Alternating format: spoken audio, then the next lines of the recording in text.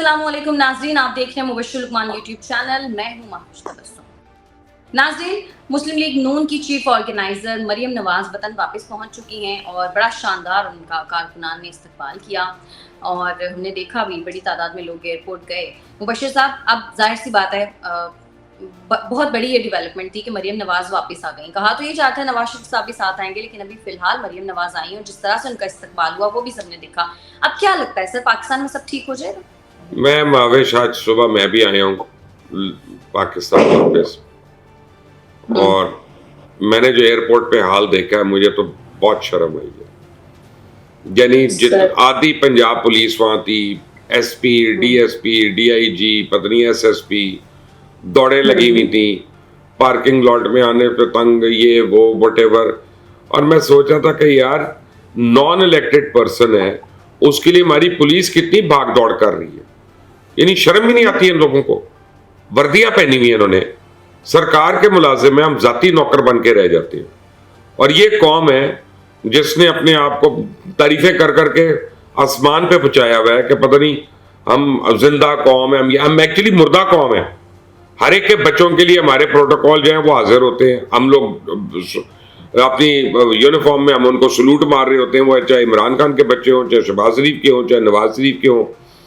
देखें आप, ये क्या तरीका है। फिर आप एक तरफ कह रहे हैं कि जी पेट्रोल की खर्च हो रहा है, सरकारी लोगों को प्रोटोकॉल के लिए उनकी गाड़ियां रोकी जा रही हैं कि जी उनको, शहबाज शरीफ ने कहा था 2 महीने पहले, अगर आपको याद हो, तो आज इतने सैकड़ों गाड़ियां आ गई, वो पेट्रोल नहीं सड़ा। 1 घंटे के अंदर कितने हमने लाखों डॉलर का पेट्रोल साड़ दिया। ये कोई तुक बनता है? आप और आपकी पार्टी हुकूमत में है, आपको तो एग्जाम्पल सेट करना चाहिए वहां पे कि आपका कोई ना आए, जो आए वो साइकिल पे आए, ठीक है ना? अगर इतनी मोहब्बत है मेरे से तो, और अपनी पार्टी से या अपने मैनिफेस्टो से। और उसके बाद जो है आप जहीं पर लोगों के दरमियान जाएं, अपनी जगह बनाएं। आपके पास कोई ओहदा आ जाए तो जरूर लें प्रोटोकॉल, फिर मैं नहीं मना कर रहा आपको, फिर आप जरूर लें, वो आपका राइट है। लेकिन आप ये देखें कि इसमें क्या खुशी होनी माविश के हम, ये लंदन में आपने कितनी वीडियोस देखी होंगी, इसी तरह घर से निकलते थे और वो जाके दफ्तर चले जाते थे। 4 लोग दाएं होते थे, 4 लोग बाएं होते थे, एक गोरा पुलिस वाला नहीं होता था, ठीक है ना? यहाँ पे आके पता नहीं इनको, अब फिर वो आके कहती हैं कि जी मेरी सर्जरी 5 साल लेट हो गई। यानी हीरो बनने के लिए और को हमारे पास बीमारी के अलावा है नहीं कोई चीज कि मैं इतना बीमार हूं तो देखो मैं हीरो हूं। और भाई आपने लेट की, पाकिस्तान में करा लेती सर्जरी, और आपने तो यूके में भी नहीं कराई। पूरे यूके में कोई अस्पताल नहीं था जो सर्जरी कर लेता, आपको स्विट्जरलैंड जाना पड़ा। तो अल्लाह आपको सेहत दे, सब कुछ दे, लेकिन खुदा के लिए हमें जरा बता दें कि वो जो एक्सपेंस हुआ है वहां पे, वो किस तरह गया, पाकिस्तान से बाहर किस तरह गया, चलो ये बता दें। और सर, इन्होंने कोई ऐसा हॉस्पिटल नहीं बनाया। 3 दफा नवाज शरीफ साहब ने हुकूमत की, लेकिन कोई ऐसा हॉस्पिटल नहीं जहाँ इनका अपना इलाज हो सकता है इनके बच्चों। भाई हालांकि अपने अस्पताल है, शरीफ मेडिकल सिटी है, उसके हम कितने कारनामे सुनते हैं, इत्तेफाक है। अपने हॉस्पिटल इस काबिल नहीं है कि वहां पे इलाज हो जाए। अच्छा, ये सारों का ये हाल है। बाय द वे, वो इमरान खान चले शौकत खान में इलाज तो करा लेता है, लेकिन जब उसके बच्चे आते हैं वो भी प्रोटोकॉल में आते हैं, जब जाते हैं वो भी प्रोटोकॉल में गए, ठीक है ना? उनके लिए भी सब कुछ यही शुरुआत है। अब जिस तरह से इमरान खान की एक हमशीरा ने मनी लॉन्ड्रिंग की है, उसके पास सवाल कर लें तो बदतरीन कानून बन जाएगा, वो इमरान खान को प्रॉब्लम हो जाएगी। फराग होगी पे बात कर लें, वो उसको प्रॉब्लम हो जाएगी। मतलब यह है कि हमने अपने अपने मतलब के लिए हर कानून को जूती पे लिखा हुआ है। ऐसा ही है, बिल्कुल। सर, खान साहब की गिरफ्तारी की बहुत ज्यादा अफवाहें फैली हुई हैं। कारकुनान जो है वो कफन पहनकर जमान पार्क पहुंच गए हैं। क्या ऐसा मुमकिन है कि कोई अदालती फैसला आए और फौरी तौर पर खान साहब को गिरफ्तार कर लिया जाए? पता नहीं, लेकिन उससे पहले जो कफन पहन के गए वो जरूर नमूनिया का शिकार हो सकते हैं। उनको जरूर कुछ ना कुछ हो जाए।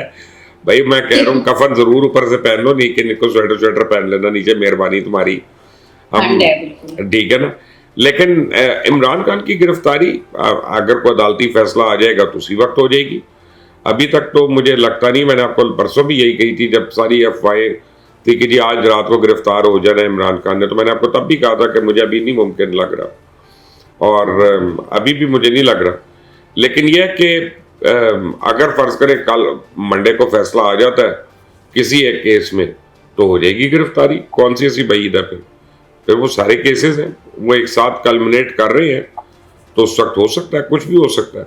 अगर तब तक उन्होंने कफन पहन के खड़े होना है तो जरूर हो जाए। खान साहब प्लानिंग कर रहे हैं कि फवाद चौधरी की जो गिरफ्तारी है उस पर मुल्क ही एहतजाज शुरू किया जाए, तो क्या खान साहब के पास अब सियासत करने के लिए सिर्फ फवाद चौधरी रह गए?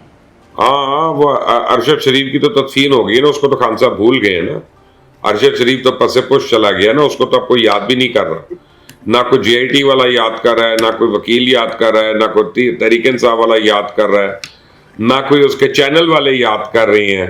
ठीक है ना, सारे अपनी अपनी जगह पे खुश हैं कि चलो मट्टी पाओ, अरशद शरीफ जो है वो दफन हो गया, वो बेचारा चला गया, उसकी बेवाएं पीछे छोड़ गया, यतीम बच्चे छोड़ गया पीछे, वो जाने उनका काम।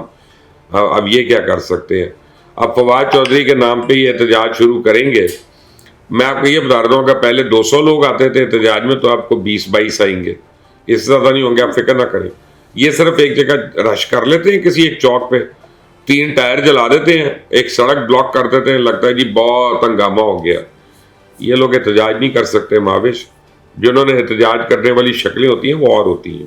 सर, फवाद चौधरी साहब का 2 रोजा जिस्मानी रिमांड मिल गया, पुलिस के हवाले उनको कर दिया गया है, तो अब तफ्तीश में मजीद क्या लगता है, क्या आगे होगा? देखिए, बेसिकली तफ्तीश बड़ी सिंपल है कि उन्होंने इदारों के खिलाफ क्यों गुफ्तगू की है ये, और फिर वो उन्होंने इलेक्शन कमीशन के बार बार बुलाने के बावजूद उन्होंने उसके ऊपर तस्दीक आमेज जुमले कसे, और वो एक अदारा है, आईनी अदारा है, और उसके बाद वो पेशियों पे नहीं गए, तो वो उस वजह से अमल में आया। मेरा ख्याल ये है, मैं अब कानूनी नुक्तों को नहीं जानता, और मैं आज ही आया हूँ पाकिस्तान, तो मैंने पूरा केस नहीं देखा, कि अगर वो पेश हो जाते हैं अदालत में, तो उस वक्त अदालत में ये सजा उनकी खत्म हो सकती है, जो मुझे लगता है। अगर इसके अलावा कोई और केस है, नॉन अपीयरेंस के अलावा कोई और केस है, तो वो मुझे अभी उसका पता नहीं है। मैं आपको 1-2 दिन में पता करके डिटेल्स आपको बता सकता हूँ। सर, एक नई पॉलिटिकल पार्टी की काफ़ी ज़्यादा गूंज है। आपको लगता है कि नून लीग जो है वो पाकिस्तान तहरीक इंसाफ की सियासत का जो मकबूलियत है वो ख़त्म करने में नाकाम रही है, और अब बहुत ज़रूरी है कि अवाम को के पास एक नया ऑप्शन हो, एक नई पार्टी हो जिसको वो वोट दे सके? देखिए, ये नया पॉलिटिकल पार्टी लोग इसको कह रहे हैं, मैं समझता हूँ ये पॉलिटिकल लोटे आप कह लें, या पॉलिटिकल आप अपना प्रेशर ग्रुप कह लें, वो बन रहा है। क्या कर देखे ना, को तहरीक इंसाफ से 10 लोग टूट रहे हैं, PMLN से 20 लोग टूट रहे हैं, पीपल्स पार्टी से, JUI से, जमात इस्लामी से 4-4, 5-5 आने, और वो जनाब एक नई पार्टी का अनाउंसमेंट होती है, तो बेसिकली तो वही लोग हैं ना जो हमेशा से बरसर इक़्तिदार रहे, और वो एक नई जमात में आ जाते हैं। उसको तो मैं जमात नहीं मानता, नहीं, वो एक प्रेशर ग्रुप जरूर है, और वो बन सकता है, और उसके ऊपर काफी लोग बातें कर रहे हैं। लेकिन असल में जैसे देखिए, पाकिस्तान में 2-3 अननोन जमातें हैं। एक है, जैसे अब हमारे सिंगर हैं, हमारे दोस्त हैं, जवाद अहमद साहब, उनकी है बराबरी पार्टी पिछले इलेक्शन में भी उन्होंने खड़े हुए थे, कुछ 6-7 हल्कों से खुद भी खड़े हुए थे जवाद साहब।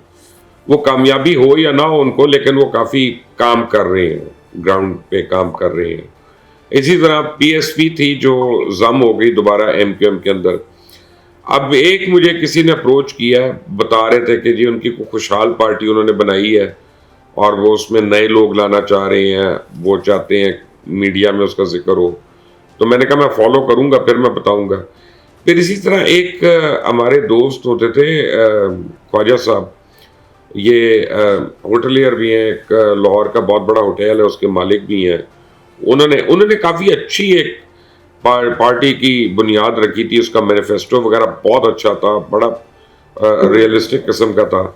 लेकिन फिर वो यहाँ पे बाय द वे अगर क्रेडिट किसी को देना है, वो क्रेडिट सिर्फ इमरान खान का बनता है कि 14 साल बगैर किसी सक्सेस के वो आदमी करता रहा, डेली करता रहा।